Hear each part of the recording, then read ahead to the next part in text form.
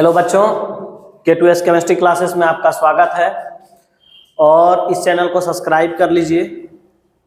आज फिर एक नए वीडियो के साथ बात करेंगे हम राजनीतिक शास्त्र में। तो जो लोग इस चैनल को सब्सक्राइब नहीं किए वो सब्सक्राइब कर लीजिए, लाइक बटन दबा दीजिए ताकि और सारा वीडियो जो है आपको इस YouTube के माध्यम से आपको मिलता रहे, है ना। चलिए तो हम लोग पॉइंट आज पार्ट 3 का जो ये वीडियो है उसमें देखते हैं कि राजनीतिक शास्त्र में कौन सा बिंदु है और वो कौन सा बिंदु के बारे में चर्चा करेंगे। तो सबसे पहले इस बिंदु को देखते हैं, निर्वाचन में जाति का प्रभाव कम होना। तो ये आज का टॉपिक है हमारा कि निर्वाचन में जाति का प्रभाव कम होना, यानी निर्वाचन में जाति का प्रभाव कम होने का क्या क्या कारण रहा है और क्या कारण से जाति का धीरे धीरे जो है राजनीतिक में प्रभाव धीरे धीरे घटता जा रहा है। कई राजनीतिक दल ऐसे हैं जो अपने ही जाति का उम्मीदवार उतारते हैं, लेकिन आज के समय में धीरे धीरे जाति के नाम पर लोग वोट देना कम कर दिए हैं और अपने विकास के नाम पर वोट देने लगे, अपने जाति से हटकर दूसरे लोग को वोट देना पसंद करना लगे। तो दूसरे पार्टी को वोट देने का मुख्य कारण क्या है और क्यों रहा है, इसके पीछे लॉजिक को हम लोग समझेंगे कि देने का मुख्य कारण क्या है और क्या नहीं है ना। तो इस बात को समझने का हम लोग थोड़ा सा कार्य करते हैं। तो सबसे पहले पॉइंट 1 में कहता है, राजनीति में जाति के बढ़ते प्रभाव से यह निष्कर्ष निकाल लेना सही नहीं होगा कि चुनाव में जातीय विभेद को ही भूमिका सर्वोपरि माना जाता है। पॉइंट नंबर यह कहता है कि जिस प्रकार से राजनीति में जाति का प्रभाव बहुत ज्यादा बढ़ा हुआ देखा जाता था, आज के डेट में अगर उसको हम मान ले कि जातीय विभेद को भूमिका सर्वोपरि है, यानी उसके तथ्य के आधार पर ही राजनीतिक हो रहा है, तो ऐसा कहना गलत है।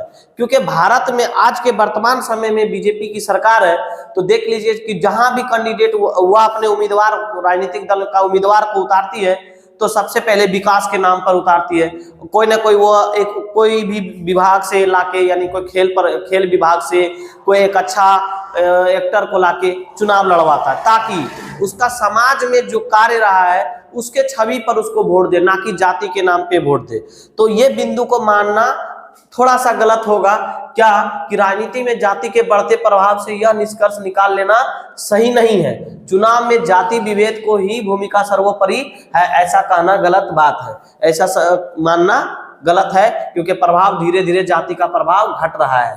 पॉइंट नंबर 2 में देखते हैं कि किसी विशेष जाति बहुल वाले निर्वाचन क्षेत्र में अधिकांश राजनीतिक दल उसी जाति के उम्मीदवार को खड़ा कर देते हैं, जिसके कारण दो मुख्य विकल्प सामने आ जाते हैं। बहुल जाति के मतदाता किसी विशेष राजनीतिक दल के उम्मीदवार को सफल बनाने के लिए एकजुट हो जाते हैं।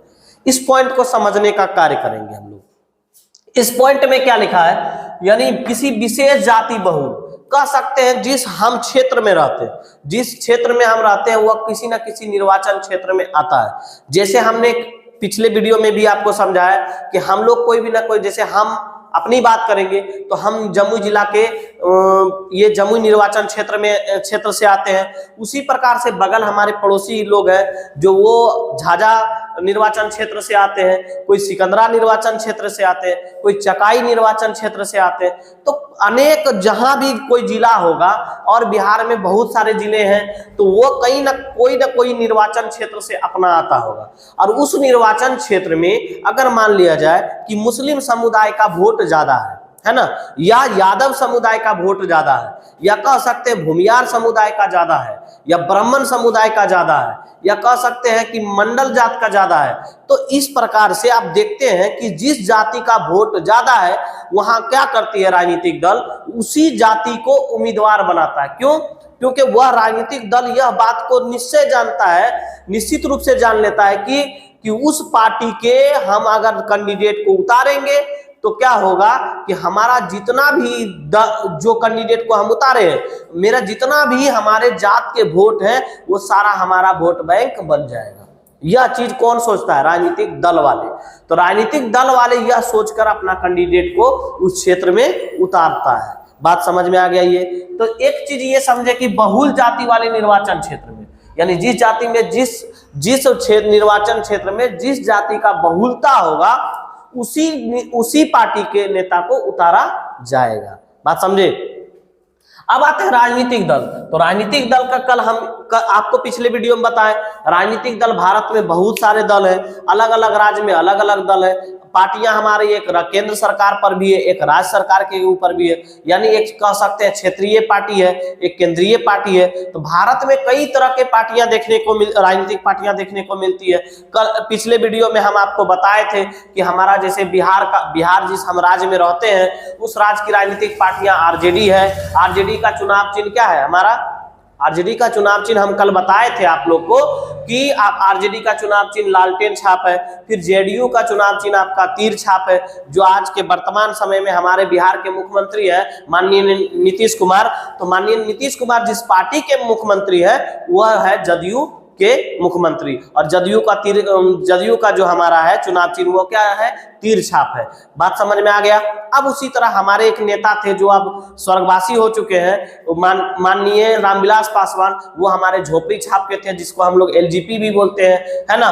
उसी तरह बहुत सारे बिहार में आपके क्षेत्रीय पार्टियां हैं, बहुत सारे लोग को देखने मिलता है, अलग अलग क्षेत्रीय दल आते हैं। तो केंद्र में हमारा मुख्य रूप से दो पार्टी को माना जाता है, एक बीजेपी और दूसरा कांग्रेस। तो हमारा आज के वर्तमान समय में कौन सी पार्टियां हैं? बीजेपी पार्टी है, जो हम लोग कमल फूल छाप के नाम से जानते हैं, और उसका आज के डेट में बीजेपी का जो प्रधानमंत्री है उनका नाम है माननीय नरेंद्र दास मोदी, जिसको हम लोग नरेंद्र मोदी के नाम से भी सूचित करते हैं, है ना। तो ये सब चीज बिंदु देखने को मिलता है। तो राजनीतिक दल जो है अलग अलग होते हैं, वो अपने उम्मीदवार को अपने निर्वाचन क्षेत्र में उतारते हैं, और निर्वाचन क्षेत्र में उतारने के बाद वो अपनी जीत को सुनिश्चित करने के लिए कोई न कोई अपना हथकंडा को अपनाते हैं। बात समझ में यहाँ तक के आ गया होगा। अब चलिए आगे जाते हैं। तो उसी जाति के उम्मीदवार, अब मान लीजिए हम आपको बताए थे कि जिस क्षेत्र में अगर यादव जाति का बहुदल हो, चाहे वह मुस्लिम जाति का बहुदल हो, चाहे वह मंडल जाति का बहुदल हो, है ना, ये चाहे वह वहां पे भूमियार जाति का बहुदल हो, तो वहां उस जाति को राजनीतिक दल जान के खड़ा करती है। क्यों? क्योंकि वह जो जाति का रहेगा उस जाति के जो वोट है वो सिर्फ उसी जाति को देने का कार्य करती है। बात समझे? यह मानना सही है कुछ हद तक, लेकिन बिहार में यह देखने को मिलता है। ठीक है, खड़ा कर देते हैं, जिसके कारण दो मुख्य विकल्प सामने आ जाते हैं। दो मुख्य विकल्प क्या सामने आ जाते हैं? तो अब एक बात बताइए कि यह चीज एक चीज निष्कर्ष आ जाता है जातियों के विरुद्ध कि अगर मान लीजिए जिस क्षेत्र में बहुल जाति है, वो जाति बहुल जाति वाले लोग क्या सोचने लगते हैं, अपने पहचान बनाने के लिए, अपना रुतबा बनाने के लिए, अपना थोड़ा सा क्या है लोगों के बीच अपना आकर्षित होने के लिए क्या करते हो, वो उसी उम्मीदवार को जिताने के लिए अपना दल बल जो भी बोलिए, अपना जो भी कार्य है वो सारा का सारा उनके पीछे ताकत को झोंक देते हैं, ताकि वो उसी राजनीतिक दल का पार्टी जो है आपका कैंडिडेट जीत सके और उसका उस एरिया में वर्चस्व हो सके। वो अपनी वर्चस्व को बनाने के लिए वह बहुल जाति के लोग क्या करते हैं, वह उम्मीदवार को जिताने के लिए जी तोड़ मेहनत करते हैं अपने क्षेत्र में, ताकि उस जाति का उम्मीदवार को जिताया जा सके, है ना। तो बहुल जाति के मतदाता किसी विशेष, अब आते हैं सामने आ जाते हैं बहुल जाति के मतदाता किसी विशेष राजनीतिक दल के उम्मीदवार को सफल बनाने के लिए एकजुट हो जाते हैं। यानी कोई भी राजनीतिक दल का हो वो, ठीक है, चाहे वह आरजेडी की हो, चाहे जदयू का हो, चाहे बीजेपी का हो, चाहे जो भी राजनीतिक दल से वो जात का काहे ने टिकट मिला हो और टिकट देने के बाद यानी उम्मीदवार बनाया गया हो, उस बहुल जाति को जिताने के लिए आप अपना कर्तव्य को पालन करना स्टार्ट कर देती है। ये पॉइंट हम लोग कितना समझे? 2 समझ गए। बात समझ में आ गया पॉइंट 1 और पॉइंट 2। अब चलते हम लोग पॉइंट 3 में। पॉइंट 3 में क्या कहता है, जब राजनीतिक दल का काम नहीं हो पाता है तो आप जानते हैं कभी कभी राजनीतिक जो षड्यंत्र को रचा जाता है, जिस हिसाब से राजनीतिक दल वाले अपने उम्मीदवार को उतारते हैं, कभी कभी उसका जो है मतलब जो गणना करके अपने हिसाब से जो कैलकुलेशन के हिसाब से बैठा के उस दल को उतारते हैं, तो वो कभी कभी फेल्योर कर जाता है। कभी कभी ऐसा देखने को मिलता भी है और आज के डेट में देखने को मिलता ही रहता है, क्योंकि राजनीतिक में उतार चढ़ाव होना कोई बहुत बड़ी बात नहीं मानी जा सकती है ना। तो राजनीतिक दल का काम नहीं हो पाता तो बहुल जाति के अधिकांश मतदाता दूसरी जाति के मतदाताओं से एक नया समीकरण बना लेते हैं। क्या करते हैं वो? जैसे क्या करते हैं, बहुल जाति कि अधिकांश मतदाता दूसरी जाति के मतदाताओं से एक नया समीकरण बनाकर बाजी मार लेते हैं। यानी क्या करता है, बहुल जाति अगर उस जात में मान ली जाए 100% आबादी है, बात को समझिएगा, अगर वहां पे 100% आबादी है और हम लोग मान लीजिए इसको 2 टुकड़ा में बांट दीजिए, एक 50% एक 50%, 50% इसका 50% इसका, तो दोनों कैंडिडेट तो जीतेगा नहीं क्योंकि दोनों के पास बराबर वोट हो गया। तो क्या करता है, मान लीजिए बहुल जाति उस क्षेत्र में 40% है और दूसरे उम्मीदवार जो खड़ा हुआ उसका अगर मान लीजिए 20% है तो वो तो जीत जाएगा। लेकिन क्या करता है, दूसरे जो कैंडिडेट है ये 20%, ये सब जाति से क्या करता है, कनेक्शन कर लेता है। लेकिन बहुल जाति वाले कुछ विशेष जाति को 10% या 5% अपनी ओर आकर्षित करके क्या करता है, वह जीत को सुनिश्चित कर लेता है। बात समझ में आया होगा, क्या समझे? यानी अपना जो है बहुल जाति वाले कोई एक जात को अपने साथ खींच लिया और खींच के क्या करता है, वो मिला लिया और मिला के क्या करता है, वो अपने उम्मीदवार को जिताने के लिए हर कार्य को सफल बनाने के लिए दिमाग लगा देता है और दिमाग जब लगा देता है तो वह उम्मीदवार जीत जाता है। ठीक है, तो यहाँ पे ये समझिएगा, मतदाता दूसरी जाति के मतदाताओं से एक नया समीकरण बनाकर बाजी मार लेते हैं। लेकिन इस कारण कई उम्मीदवार ने अपनी जाति विशेष के वोट बैंक पर नजर रखने पर मुंह खानी पड़ती है। मतलब क्या है, इस कारण से उम्मीदवारों ने क्या होता है कि जब सोचता है कि बहुल जाति वाला तो एक जाति को वोट देगा, दूसरा जाति से कनेक्शन नहीं बनाता है, तो दूसरे इस कारण से दूसरा उम्मीदवार तो इस भक्की में रह जाता है ना। लेकिन दूसरे उम्मीदवारों ने अपनी जाति विशेष के वोट बैंक पर नजर रखने पर मुंह खानी पड़ती है और हार का सामना करना पड़ जाता है। यानी जो जाति का विशेष खड़ा रहता है वो जाति कभी कभी रहता है कि हम भ्रम में रहता है कि मेरा जात हमको छोड़ के वोट देगा नहीं, तो ये भ्रम जो है कभी कभी वह ले दे के उसको क्या करता है, डूब जाता है और वह हार का सामना उसको करना पड़ता है। तो ऐसा राजनीतिक दल वाले को सोचना नहीं चाहिए, क्योंकि आज के डेट में जात के नाम पर राजनीतिक धीरे धीरे घटता चला जा रहा है। क्योंकि लोग अब उसको चाहिए शिक्षा, लोग को चाहिए रोजगार, लोग को चाहिए क्या स्वास्थ्य, ये सब सारे एक सुविधा है। अगर जो भी राजनीतिक पार्टियां देगी वह जनता उसे वोट देने का कार्य करती है, चाहे वह किसी भी जात का उम्मीदवार हो, चाहे वह किसी भी राजनीतिक दल की पार्टी हो, वह देने का कार्य करती है। ठीक है, पॉइंट नंबर 4 हम समझेंगे। पॉइंट नंबर कितना समझेंगे, 4। ठीक है, तो जातीय विशेष ही राजनीतिक में एकमात्र महत्वपूर्ण भूमिका नहीं निभाती है। पॉइंट नंबर 4 क्या कहती है कि आज के डेट में जो राजनीतिक प्रभाव जो कम देखने मिल रहा है, किसमें, निर्वाचन में जाति का प्रभाव कम देखने को मिल रहा है। इसका क्या कारण है, जातीय विभेद ही राजनीतिक में एकमात्र भूमिका नहीं निभाता है। कह सकते हैं कि जातीय विभेद ही राजनीतिक में एकमात्र भूमिका नहीं निभाता है। क्यों? क्योंकि अन्य कारक भी सक्रिय हो जाते हैं। अन्य कारक क्या सक्रिय हो जाते हैं, चलिए आगे देखते हैं। जिसमें एक जाति विशेष के कई विभेद उभर जाते हैं। जैसे क्या कि अन्य सक्रिय कारक ऐसा क्या हो जाता है, कुछ ना कुछ तो कारक उत्पन्न होता होगा। तो कारक क्या होता है कि कारक उत्पन्न होने का यह कारण रहता है कि अमीर गरीब में विभेद पैदा हो जाता है। लोग कहता है नहीं, अमीर वाला इस टाइप है तो हम उस टाइप वोट नहीं देंगे। गरीबों की सोच ऐसा हो जाता है। लेकिन गरीब अमीरों को सोच क्या आ जाता है, अरे फलना जो गरीब है, फलना जो गरीब है उसके तरफ हम वोट देंगे ही नहीं। तो ऐसा समाज में विभेद देखने को कई जगह देखने को मिलता है कि फलना आदमी जो है, अमीर जो पार्टी है, वो उस दल को वोट दे रहा है, भैया हम उस दल को वोट नहीं देंगे। तो ऐसा देखने को मिलता है। तो कहा जाता है पॉइंट 4 में कि राजनीतिक जो है एकमात्र महत्वपूर्ण भूमिका नहीं निभाता, किसमें, जातीय विशेष में, बल्कि अन्य कारक भी सक्रिय नजर आते हैं जिसमें एक जाति विशेष के कई विभेद उभर जाते हैं। जैसे गरीब अमीर का विभेद है ना, गरीब अमीर के बीच मतभेद पैदा हो जाता है। उसके बाद दूसरा मतभेद लिखे, शोषक और शोषित का विभेद, यानी जो इंसान पैसे वाला होता है, जो इंसान जमींदार होता है, जिसके पास जमीन होती है, जो इंसान गरीब है लेकिन उसके पास क्या है, वोट देने का क्षमता है, वोट का अधिकार मिला है। हमारे बाबा साहब भीमराव अम्बेडकर के अनुसार हमें क्या गिफ्ट मिला, वोट का अधिकार। और वोट का अधिकार यह हमसे जीवन में कभी कोई छीन नहीं सकता है। हम एक भारत का वयस्क नागरिक जब होंगे तो हमारे पास एक क्या मिलेगा, अधिकार, वोट का अधिकार। यह हमें संविधान देता है अधिकार। तो वह अधिकार एक गरीब को भी है, एक अमीर को है, यानी एक वोट का ताकत एक गरीब को भी है, एक वोट का ताकत एक अमीर को भी है।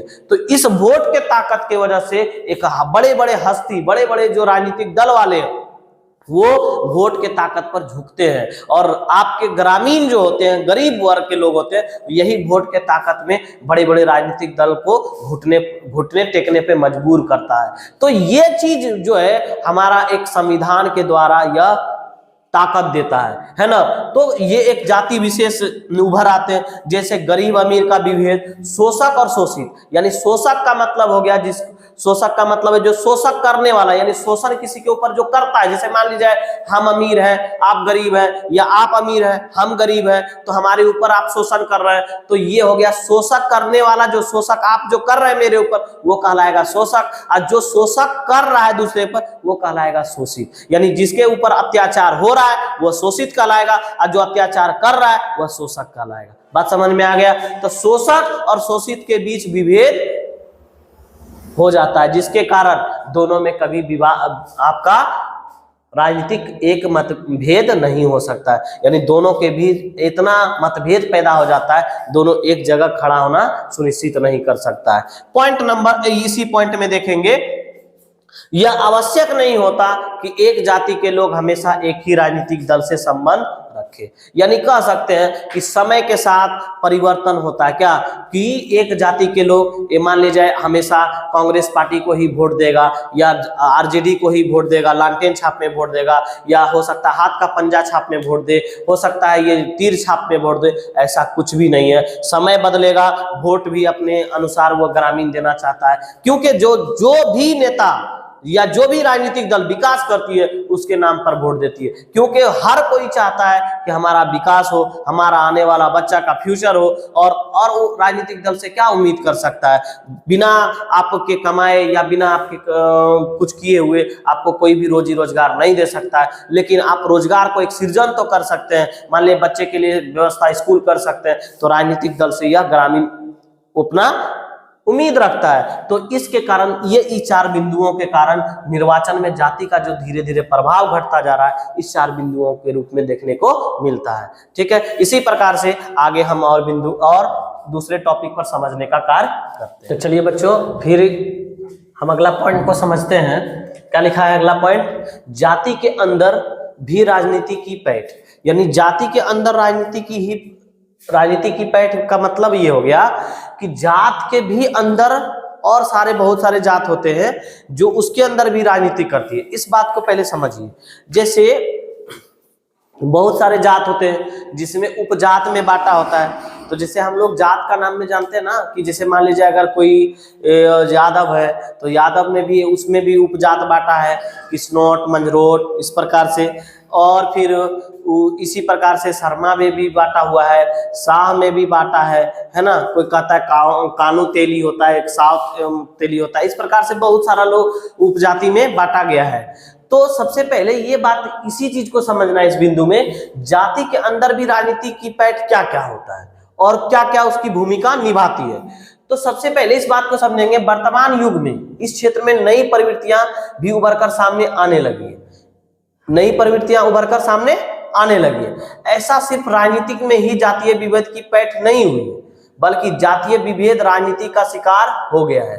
कह सकते हैं कि आज के डेट में राजनीति जो है इतना चरम सीमा पर हो चुका है कि कह सकते हैं कि राजनीति के कारण जात में इतना विभेद हो गया कि कहना मुश्किल है कि, और इतना ज्यादा पैठ बन चुका है कि जातीय विभेद राजनीति का शिकार हो चुका है, कि जो जात का राजनीतिक लोग करने लगा है, लोग उसी की बात मानने लगा है। और आजकल राजनीतिक दल वाले भी इतना दिमाग में बढ़िया से डाल लेते हैं हर बात को, कि अगले के पास क्या बोलना है, किस जाति के बारे में बोलना है, वो उसी जाति के बात करते हैं, और उसी प्रकार से अपना मत, अपना उसका वोट जो होता है वो अपने और आकर्षित करने का कार्य करता है। तो ये सब जो है राजनीतिक पैठ जो है समाज के लिए नहीं, ये देश के लिए भी घातक है। ये आगे चलकर बहुत गलत भूमिका की ओर ले जाएगा, जिससे बहुत ही इसका प्रभाव देखने को मिलता है उस समाज में। अब आते हैं पॉइंट नंबर 2 पे। राजनीति में जाति के रूप में बदल लेती है, राजनीति भी जाति के रूप में बदल लेती है। यानी जब राजनीतिक होने लगता है, अगर जिस जाति के बारे में बोला जाता है तो उसको लगता है कि राजनीतिक दल वाले मेरा जो है वर्चस्व को बढ़ावा दे रहे हैं, मेरे और आकर्षित हो रहे हैं, तो उस जाति को अपने और क्या होता है, अपने आप एक बहुत अलग महसूस करने लगता है, जिसके कारण उसे लगता है कि नहीं, हमारा जो राजनीतिक दल है वो हमारे ही पक्ष में बात करता है। तो जाति के लोग को ये भ्रम जो है उसके लिए बहुत ही विनाशक के रूप में लेती है। लेकिन राजनीतिक में अभी जाति का इतना पैठ हो चुका है, जाति का कहना मुश्किल है।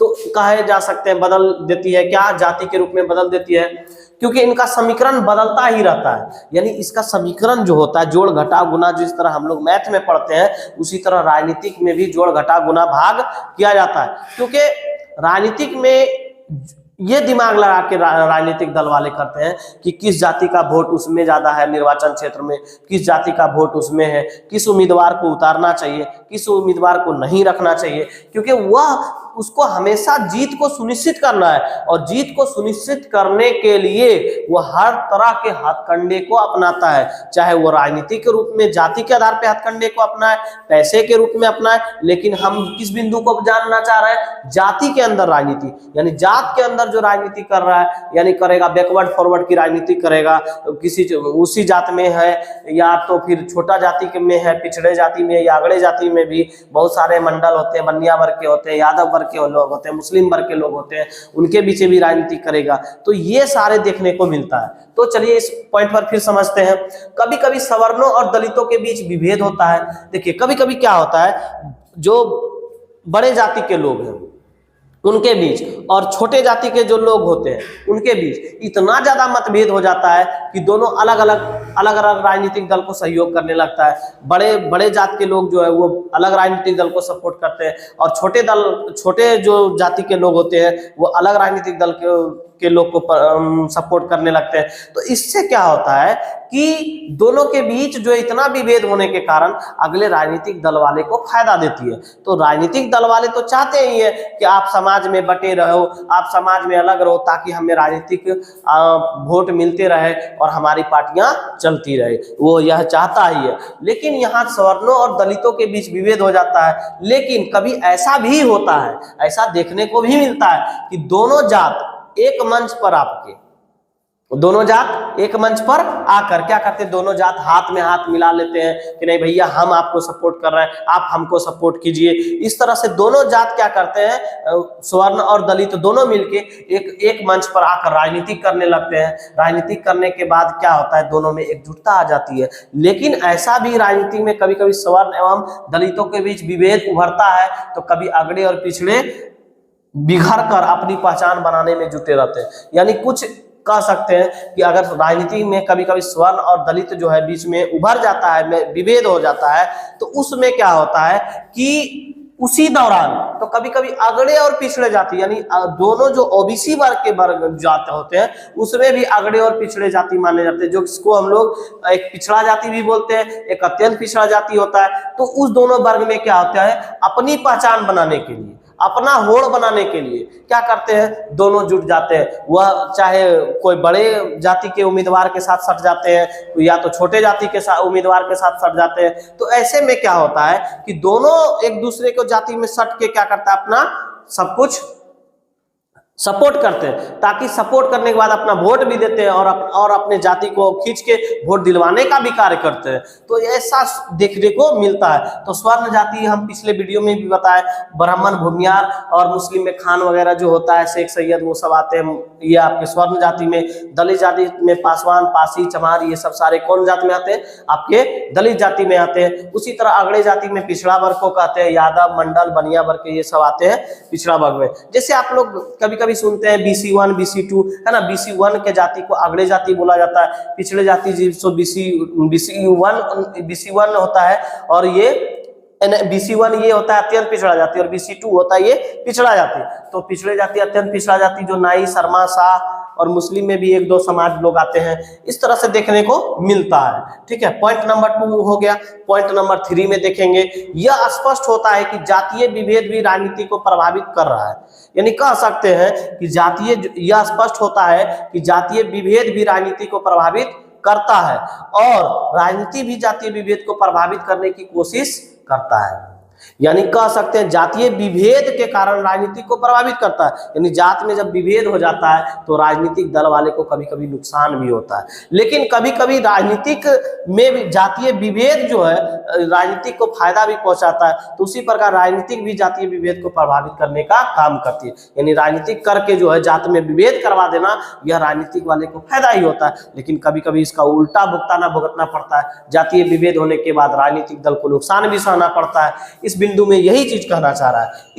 इसमें दो भूमिका देखने को मिलती है। यानी दो भूमिका का मतलब हो गया दो पहलू इसके सामने आ जाते हैं। जैसे एक पहलू आ गया सकारात्मक पहलू, एक नकारात्मक पहलू। सकारात्मक पहलू मतलब कोई पक्षधर हो जाता है, कोई विपक्षधर हो जाता है ना। तो पहले हम पॉइंट को देखेंगे सकारात्मक पहलू की भूमिका क्या है और नकारात्मक भूमिका क्या है। चलिए देखते हैं आगे। सकारात्मक भूमिका राजनीतिक, ये जाति के अंदर राजनीतिक पैठ में सकारात्मक भूमिका क्या है और जाति के अंदर नकारात्मक भूमिका क्या है, यह आगे बिंदु हम इस दोनों पे चर्चा करते हैं। तो हम बताए थे कि आपको दो पहलू सामने देखने को मिलता है। तो पहला पहलू क्या था, सकारात्मक भूमिका और दूसरा नकारात्मक भूमिका। तो सकारात्मक भूमिका में क्या हुआ कि राजनीतिक जब जाति के अंदर राजनीतिक पैठ होने लगी तो सकारात्मक भूमिका भी आया और नकारात्मक भी भूमिका आया। तो दोनों भूमिका देखने को मिला। क्या पहला भूमिका क्या देखने को मिला कि राजनीतिक में सकारात्मक पक्ष यह है कि इसमें सबों की सत्ता की भागीदारी बढ़ी। यानी इसमें स्वर्ण जाति के भी लोग आए, दलित जाति के भी लोग आए, अगड़े जाति के भी लोग आए, पिछड़े जाति के भी लोग आए। सारे जाति के लोग जो है राजनीतिक जो है करना स्टार्ट कर दिया। इससे राजनीतिक दल वाले को बड़ा सोचना पड़ गया कि अब सारे जाति जो है वोट का अधिकार अपना समझने लगा और सारे जाति का लोग राजनीतिक में दिलचस्पी रखने लगे। तो इससे एक फायदा आपको बढ़िया चीज हुआ। क्या राजनीतिक पहलू देखने को मिला किसमें, सकारात्मक भूमिका में। तो राजनीतिक भागीदारी जब बढ़ी तो सत्ता की भी भागीदारी बढ़ी। यानी जो राजनीतिक अगर भाग लेना शुरू किया तो वह कहीं ना कहीं उस राजनीतिक जो दल है जो सरकार बनाती है उस सरकार में अगड़े पिछड़े जाति के लोग भी सत्ता के भागीदारी बढ़ना सुनिश्चित किया कि नहीं भैया हम भी सत्ता में भाग लेंगे, हम भी इस चुनाव में लड़ेंगे, हम भी चुनाव जीत के अपना केंद्र में जाएंगे या अपने राज्य में नेतागिरी करेंगे। ये सारे चीज सामाजिक भागीदारी बढ़ी। लेकिन सामाजिक न्याय की प्राप्ति में वृद्धि भी हुई। यानी क्या हो गया कि जब राजनीतिक जब होने लगा, लोग एक दूसरे के पीछे राजनीतिक चेतना होने लगा, जागृत हुआ। जागृत होने के बाद लोग कोर्ट मुकदमे केस सारे कुछ जब लड़ने लगे और राजनीतिक के बारे में जानने लगे तो क्या हुआ, उससे क्या हुआ, सामाजिक न्याय मिलने लगा। लोग समाज में जो हो रहा था कुरीतियां उसको धीरे धीरे घटता चला गया। और लोग जब कुरीतियां को घटते चला जाना एक बहुत बड़ी भूमिका होती है। ये सकारात्मक पहलू ही तो है समाज का। सकारात्मक पहलू ही समाज को क्या होती है, एक दूसरे के बीच जो खाई बना है, जो एक दूसरे के बीच लड़ाई का विवाद बनता था, अगले पिछले जाति का राजनीतिक होता था, वो राजनीतिक धीरे धीरे घटना स्टार्ट हो गया। बात समझ में आ गया। अब आते हैं राजनीतिक चेतना। चेतना का मतलब है उसके अंदर राजनीतिक जो है विकास होने लगा दिमाग में कि नहीं राजनीतिक इसको वोट देना चाहिए, उस नेता को वोट नहीं देना चाहिए क्योंकि वो विकास के नाम पर वोट लिया लेकिन हमारे बच्चे, हमारे स्कूल, हमारे स्वास्थ्य के बारे में कोई विकास नहीं किया। यह चीज जो है धीरे धीरे ग्रामीण और जनता दोनों सोचने लगा। सोचते सोचते यह राजनीतिक चेतना का विकास होना संभव हुआ। तो संभव होना एक दिन में तो बस की बात है नहीं, यह समय लगता है और धीरे धीरे समय के साथ बदलता है। भारत आजाद 1947 में हुआ, लेकिन क्या दलितों और अगड़े पिछड़े जाति का विकास ये 70 के दशक के बाद या धीरे धीरे राजनीति में अपना दिलचस्पी लेने लगा। तो दिलचस्पी लेने के बाद आज हमारे भारत का जो माननीय प्रधानमंत्री जी है वो एक हमारे कह सकते हैं पिछड़े जाति के हैं। पिछड़े जाति आज एक भारत का प्रधानमंत्री बन जा सकता है तो दलित भी जाति का भी बन सकता है। तो ऐसा क्यों? ऐसा इसलिए है कि आप राजनीतिक चेतना का विकास होना चाहिए। आज हमारे एक बहुत अच्छे प्रधानमंत्री कह सकते हैं जिसके समय में आपका इंडिया पाकिस्तान का युद्ध हुआ था, है ना, तो उस समय की बात भी कर सकते हैं। और बहुत सारे हैं हमारे प्रधानमंत्री जो एक किसान वर्ग से आते थे, क्या नाम था, लाल बहादुर शास्त्री, उसने एक नारा दिया था जय जवान जय किसान, है ना। उसके बाद ये चीज जय जवान जय किसान का नारा देने वाले लाल बहादुर शास्त्री जी जो थे, वो सारे चीज को समझने के लायक है। ये सब चीज एक बात समझिए, है ना। तो ये चीज आपको एक चीज समझना होगा। उसी तरह से हमारे बहुत सारे ऐसे प्रधानमंत्री है जो एक छोटे जाति से उठ के भी एक प्रधानमंत्री तक गए। तो ये एक चेतना होना चाहिए आपके प्रति, राजनीतिक विकास होना चाहिए। तो जो लोकतांत्रिक व्यवस्था के लिए आवश्यक है, आवश्यक क्यों है कि राजनीतिक में अगर सभी लोग भागीदारी सुनिश्चित करेंगे तो लोकतंत्र का राज आता है, और लोकतंत्र का राज आने के बाद ये सारे कार्यों को अच्छी तरीके से निष्पादन होता है ना। अब आते हैं नकारात्मक पहलू की भूमिका क्या रहा है। राजनीतिक में नकारात्मक पक्ष को नजरअंदाज नहीं किया जा सकता है।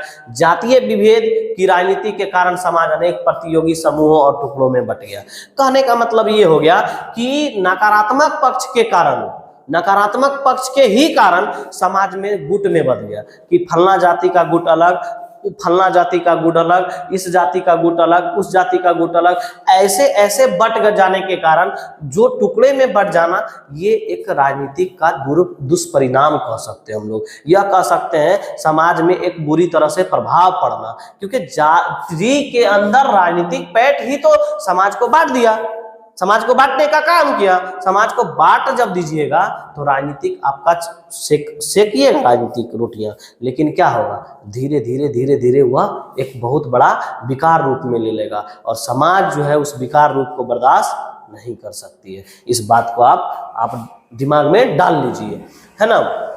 विभाजित करके अपना उल्लू सीधा करते हैं, और क्या करता है कि फूट डालो, यानी फूट डालो। हमारे एक अंग्रेज साहब जो थे, भारत को क्या किए, सब जाति में बांट दिए, धर्म के नाम पे बांटे, सब इस तरह के बांट के फूट डालो शासन करो की नीति अपनाकर क्या किए, पूरे भारत में राज किए। अब भारत में राज करने का क्या कारण था, हमारे देश के लोगों को बांट के रखा, धर्म के नाम पे, जात के नाम पे। ये सारे अंग्रेजों की बुद्धि जो है आज राजनीतिक दल में उपयोग कर रहे हैं, और यही राजनीतिक दल में उपयोग करके क्या कर रहे हैं, भारत को बांटने का काम करते हैं। तो फूट डालो, और सब जाति में क्या करते हैं, फूट डालो शासन करो दिमाग लगा देते हैं, और अपना उल्लू सीधा करके अपना राजनीतिक दल का पार्टी जीत जाती है, और सरकार में जाने के बाद किसी का सुनता नहीं है। तो ये सारे चीज जो है जाति के अंदर जो राजनीतिक पैठ बना लिया है, ये सब दुष्परिणाम है।